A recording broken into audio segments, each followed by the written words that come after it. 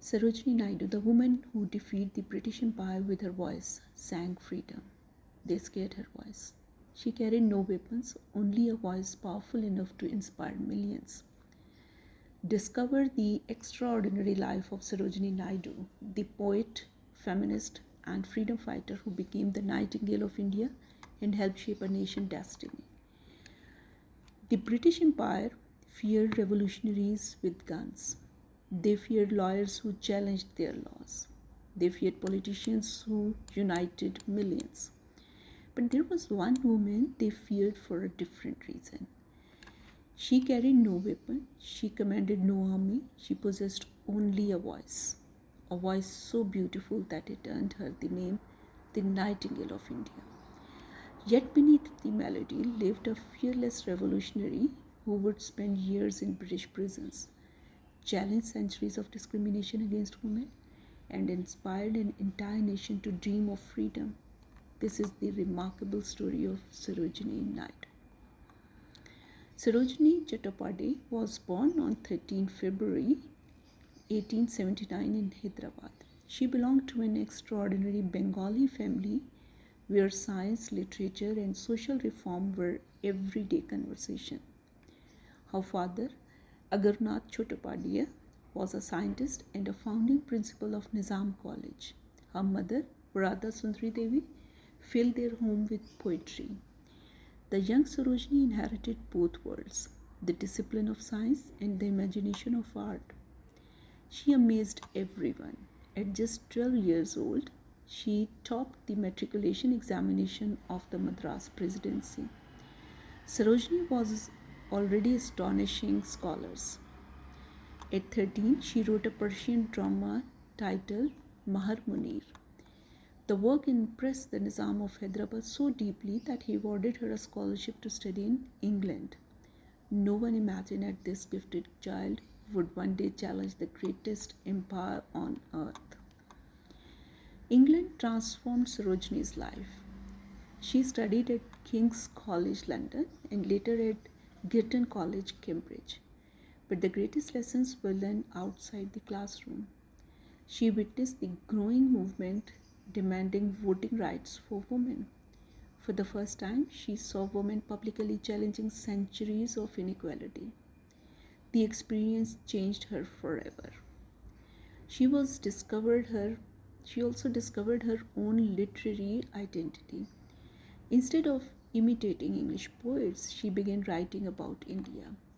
Its bustling bazaars, its weavers, its festivals, its rivers, its souls, her collections, The Golden Threshold, The Bird of Time, and The Broken Wing, introduced the world to an India filled with beauty and dignity. Her lyrical brilliance earned her a title bestowed by Mahatma Gandhi himself, the Nightingale of India. At a time when marriages were governed by rigid caste traditions, Sarojini made another courageous decision. She married Dr. Govinda Rajululu Naidu, a physician from a different caste. Colonial India considered such marriages scandalous. Sarojini considered it freedom. The couple raised 5 children, including Padmaja Naidu, who would later become a freedom fighter herself. Even in her personal life, Sarojini quietly challenged the boundaries society imposed upon women. Around 1904, Sarojini made a life-changing choice. She exchanged poetry readings for political rallies. Meeting leaders such as Gopal, Krishna, Gokhale, Annie Besant, and later Mahatma Gandhi convinced her that India's destiny demanded more than beautiful verses. It demanded action. She traveled thousands of miles across India. Village after village, city after city, her speeches inspired students, workers, women, farmers. She spoke not only of independence but of equality, education, religious harmony, human dignity. Her extraordinary gift was simple. She could make ordinary people believe they mattered. Soon British authorities recognized the danger she presented, not because she carried weapons but because she carried hope. Long before feminism became a familiar word, Sarojini Naidu was demanding equal rights. She believed India could never become free if Indian women remained invisible. In 1917, she helped establish the Women's Indian Association.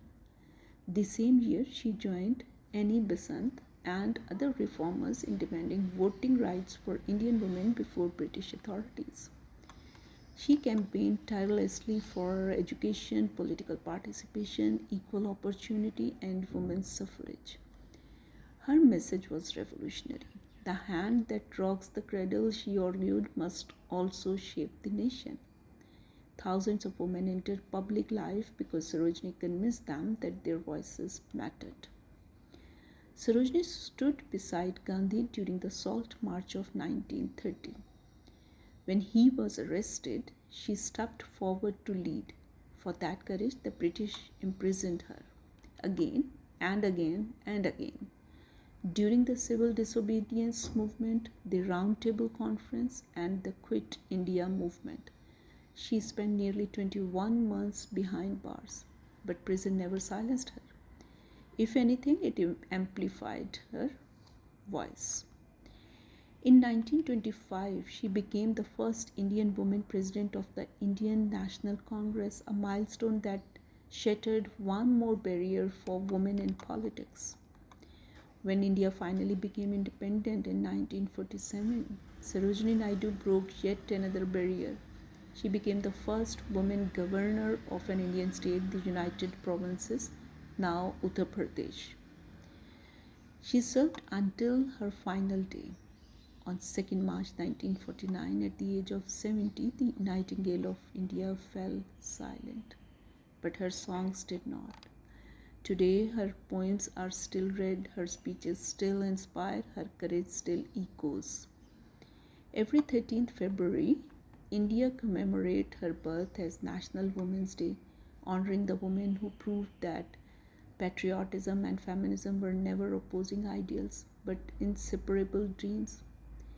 As Sarojini herself once wrote, a country's greatness lies in its underlying ideal of love and sacrifice. She lived those words. She sang them, and she left them for generations yet to come. History remembers those who conquered kingdoms. The world remembers those who awakened nations. Sarojini Naidu did both, with nothing more than the power of her voice.